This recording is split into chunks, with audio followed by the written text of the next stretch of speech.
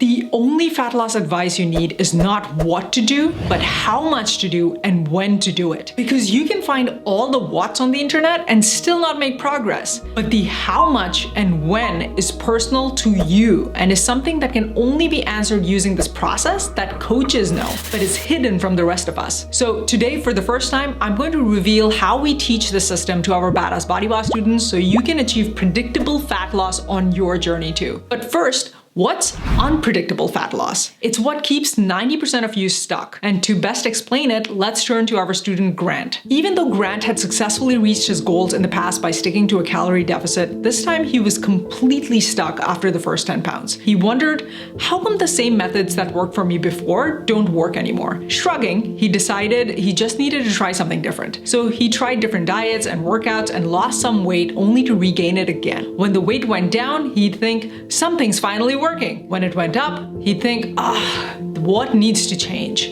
Do I need to eat fewer calories, more calories, change up my macros, or maybe my exercise? Despite doing everything right, he couldn't understand why some weeks he'd lose and other weeks he gained. When he came to us, he was desperate for some clarity. He felt confused in his own body and was sick of constantly second-guessing his choices. He felt he was throwing spaghetti at the wall to see what sticks and was quickly running out of spaghetti. So first, we tried to figure out his actual TDE or maintenance calories, and based on how his body was reacting to different calorie intakes over time, rather than what the calculator said. Turns out, the reason why what used to work for him in the past no longer predicted what works for him now was because his metabolism changed over time as he aged and changed his lifestyle. But after a few weeks of progress, he started gaining weight again, just like before. Frustrated, he asked us if now was the time to change his calories, macros, exercise, or...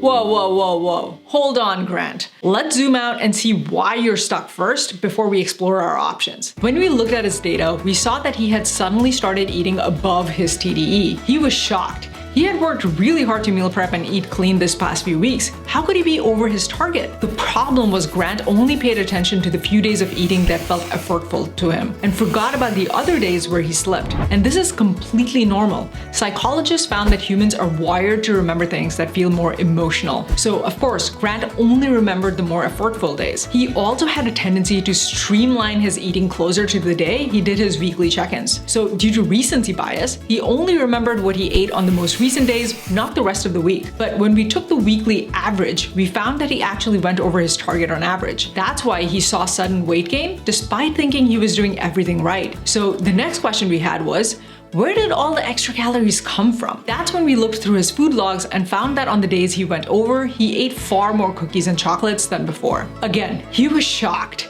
He didn't remember eating all those things until we called him out. That's because they were just little nibbles he had here and there throughout the day, or he ate them in moments of distraction, so they were easy to forget. This is why it's not only beneficial to track your food, but also to go back to look over them from an objective, zoomed out perspective weekly so you can notice patterns and anomalies like we did here with Grant. But what if you're meticulously tracking and in a deficit, but still not seeing progress? That's what happened with our next student, Jill. Jill's dream was to go back to a size 6, but life had other plans. No matter what she tried, the scale wouldn't budge. Every time she'd give up on her current diet, she'd come back again later with double the effort. She tried calorie counting at a moderate deficit, saw no progress, and gave up. Then came back with a more aggressive deficit, saw no progress, and gave up again. Then returned to eliminate food groups completely this time. If Grant threw spaghetti at the wall one by one to see what stuck, Jill tried to pile on more of the same spaghetti, hoping by making it harder for herself, they'll stick better next time. Exhausted by her efforts, she came to us, desperate to figure out what was wrong. We started Jill off with a very moderate 10% calorie deficit to see how she fared, and encouraged her to bring an experimental mindset to all of this. Jill was surprisingly meticulous in her food tracking. No bite went unlocked, and she was able to consistently hit her calorie target nearly every week. So imagine our surprise when Jill said she still wasn't making any progress. She was starting to panic, thinking, should I cut more calories? Should I exercise more? The lack of progress was triggering her to make things harder for herself again. So we looked at her data and found that despite seeing very little change on the scale, Jill was losing body fat percentage pretty consistently, week over week. We were only able to know this because we had her track her body measurements in addition to scale weight every week. Why is this important? Because your weight can be made up of not just fat, but also things like water, muscle, glycogen, and these things take up a lot lot less room per pound than fat. If you don't lose weight but see your body measurements go down, then that means you still lost body fat. Now, most students lose weight and inches like this, but about 25% of the time we meet students who lose weight and inches like this. If you have this kind of body that tends to lose inches more quickly than weight, then your fat loss progress cannot be predicted by online calculators that tell you to expect to lose X pounds in Y weeks. Only your own data can predict that for you. Now, while Jill still wished for the scale to go down faster too,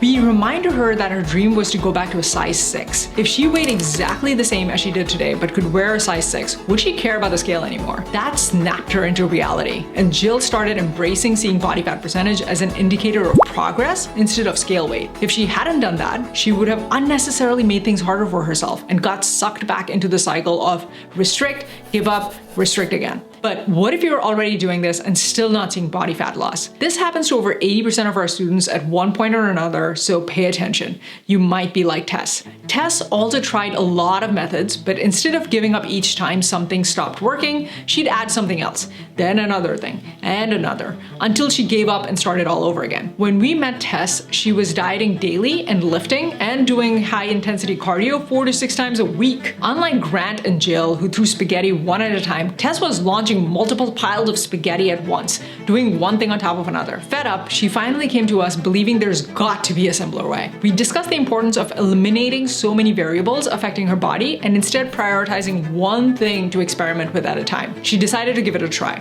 Although the first few weeks went well, she eventually hit a plateau with fat loss. Now, it's natural for our bodies to adapt and plateau after 3 to 4 months of losing fat. Usually, when this happens, it means your body needs a refeed week. If you want to learn more about that, watch this video here where I discuss metabolism. However, in Tessa's case, she plateaued in less than 2 months. When we looked at her stats, not only was she no longer losing fat, she was actually gaining fat and losing lean mass instead. In the past, Tess would think she wasn't doing enough and pile on more things to do. But we had been prepared for this by having her track her energy levels, sleep, menstrual cycles, and other life events in addition to body stats. We found that not only did her body go through a hormonal treatment lately, but she had also gotten sick during this period. That's a lot of stress on your body. No wonder her body was in a catabolic state, stressed out and driven to hoard fat and break down muscle. So we recommended she take care of her sleep, health, and stress levels first before focusing on fat loss again. We also recommended that now was the time to eat more protein in order to preserve more muscle. But a few months later, Tess came back to us in a panic again. She wasn't losing any fat and she wanted to start an intense workout program on top of what she was doing because she didn't think a simple calorie deficit was working. Fortunately, Tess had continued to track everything, so we took a look at her entire history to make sense of what was happening. What we found was that after she had recovered,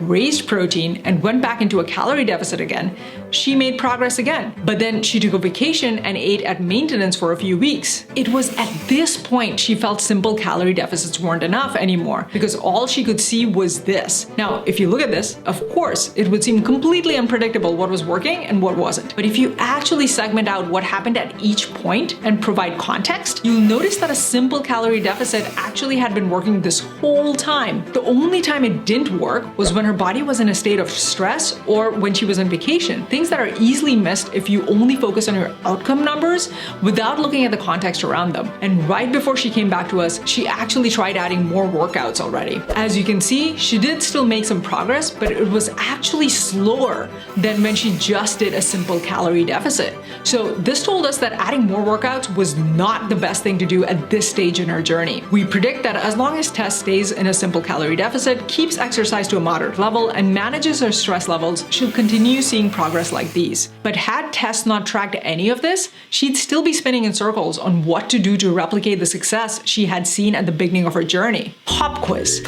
What did Grant, Jill, and Tess do in common that finally helped them make sense of their fat loss? They collected data at all 3 of these levels: action-based, outcome-based, and contextual data. Then, when stuck, they zoomed out to look for trends and patterns in the data, which helped them decide with clarity when to do something next or how much of it to do. It's not something a calculator, book, or cookie-cutter program can do for you. It can only be done by tracking and iterating on your own data at all 3 of these levels. This is how you make fat loss predictable. And once Grant, Jill, and Tess understood this, they found peace and clarity in their fat loss process. No longer at the mercy of a diet, workout routine, or scale, they now get to say, based on historical data, I predict that when I do X, why will happen, and if why didn't happen, I'll learn new data to help me update my predictions in the future. This is a far more empowering approach because ultimately what we all want is predictability and control over our own journeys. Now you know what you need to track. I'll be upfront and say that it will take some trial and error to get good at being able to do this kind of analysis. Most people end up doing the right things at the wrong time because even if they track their data, they don't know how to make sense of it. So two things. First, if you want a system that teaches you how to do this, shortcuts you through the trial and error, and master your own fat loss journey,